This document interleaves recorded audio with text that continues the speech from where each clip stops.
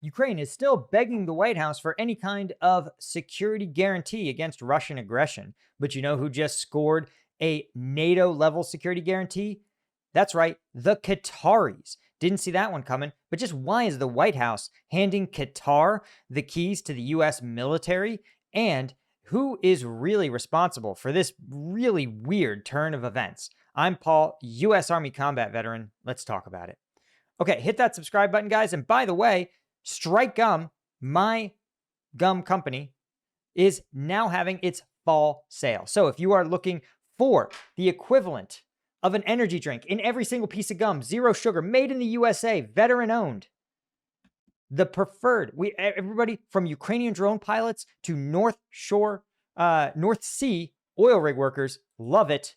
And now it's buy two, get one free, right? You can buy 2 single packs, 2 of the 5 packs, 2 of our 15 packs, and get another one free. It's our fall sale. Just go to strikegum.com and pick some up. You'd be crazy not to. Listen, I'm a dad of 2 young kids, and I'm training for a half Ironman. You think I'm not crushing Strike Gum every day? No, dude. I know what I need. I know what I need to get it done. And it's the gum. Okay. So here's what I thought was, this story is just utterly preposterous, right? Now, per the White House, right, the Constitution says that if the U.S. signs a treaty with another nation, it has to get ratified by Congress, but that doesn't stop President Trump, who signed an executive order, which to him is just as good as passing a law, providing Qatar, no kidding, a U.S. security guarantee with conditions similar to NATO's Article 5, which, for the record, guys, NATO's Article 5 includes a nuclear security guarantee, right? Which is to say that if a hostile nation was to drop a nuclear weapon on Warsaw, Poland, on Krakow, it would be treated as though New York had been nuked, okay? That expands the bubble of mutually assured destruction, right? Now it's defensive. It is a defensive alliance, meaning that if the Poles, for some reason, go crazy and send a nuclear weapon into Moscow, they're on their own. But an attack on one is an attack on all. And that is the power of NATO. That is the power. But the key that makes NATO work is that NATO members generally are democratic countries with respect for human rights, robust judicial systems. Now, admittedly, there's been some rollback, right? Turkey, for example, is a much less free country than it was 2 decades ago. Hungary, under Viktor Orban, not great. Slovakia, under Robert Fico, well on its way. But still, these are countries where these are not Xi Jinping's China, and these are not Vladimir Putin's Russia. This is what makes this so troubling, is to extend this guarantee to a country like Qatar, a combative power within the Middle East, is a huge problem. Now, this is, of course, unprecedented, right? No U.S. country, including many of our deepest allies, for example, Saudi Arabia, a country that has hosted U.S. troops, that has staunchly cooperated with U.S., all kinds of U.S. security issues, right? We've maintained bases in Saudi Arabia through the Iraq War, Saudi Arabia protecting, or at least providing us diplomatic coverage during the Iraq War, even in some cases contributing troops to the Afghanistan mission.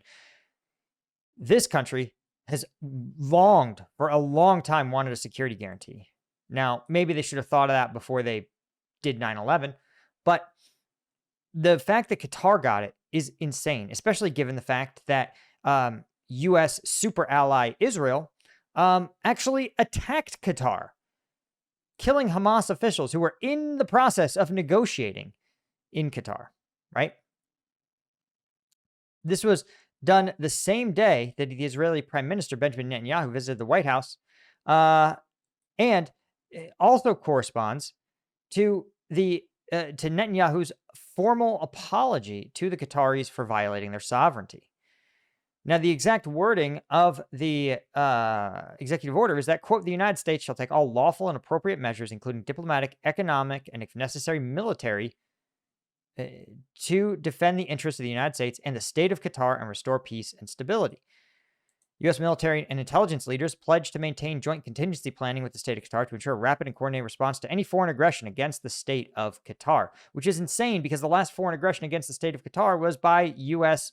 super turbo ally Israel. So this is a tough one.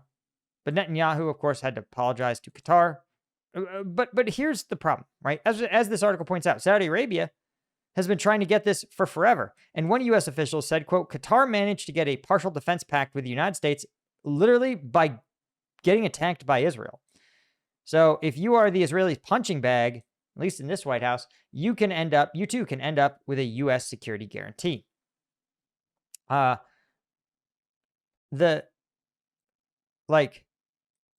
the Qataris and Israelis ostensibly hate each other, but it's, I actually don't think this is as beneficial for the Qataris as you might think.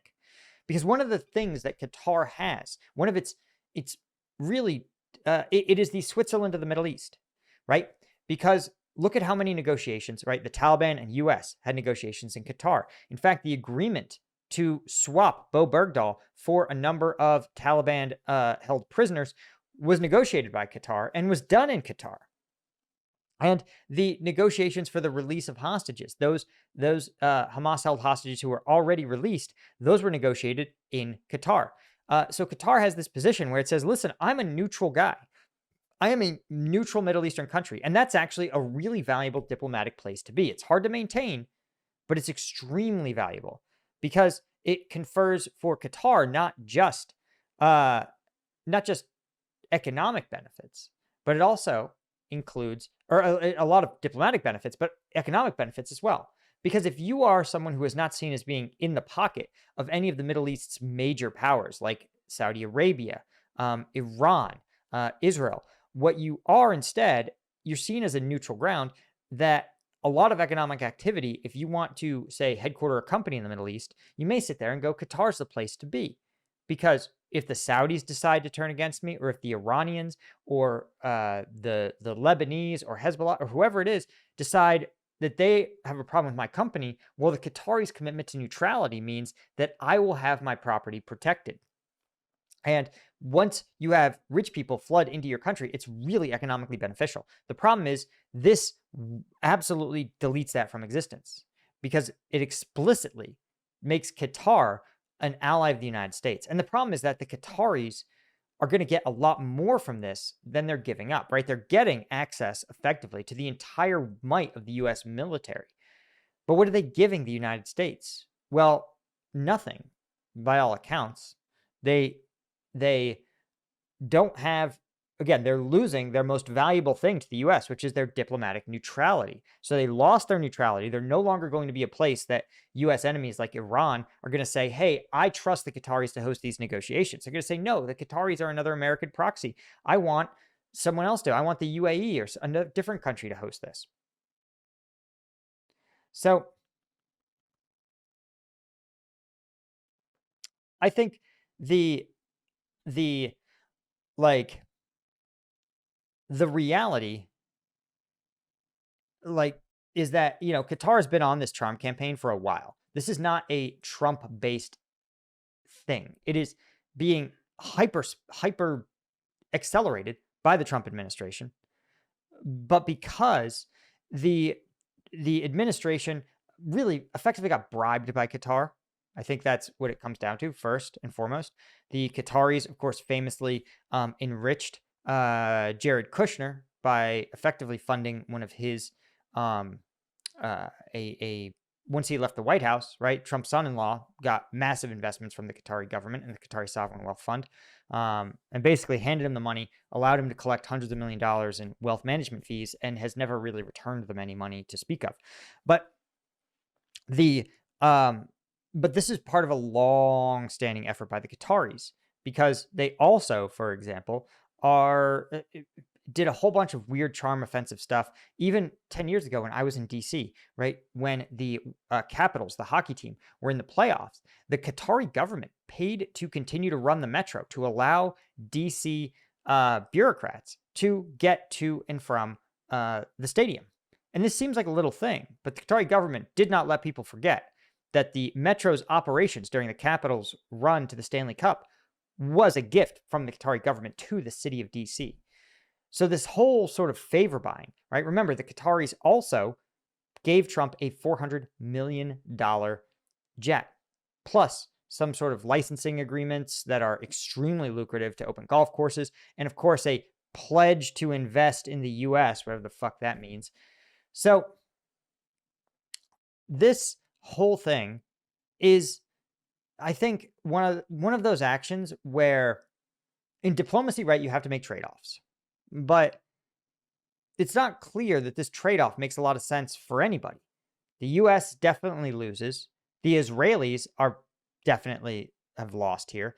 And it's not really clear. I mean, the Qataris, I guess, gained because they became a US ally, but even the Qataris, right? This is not going to be something that's going to get approved by Congress. It's not a treaty.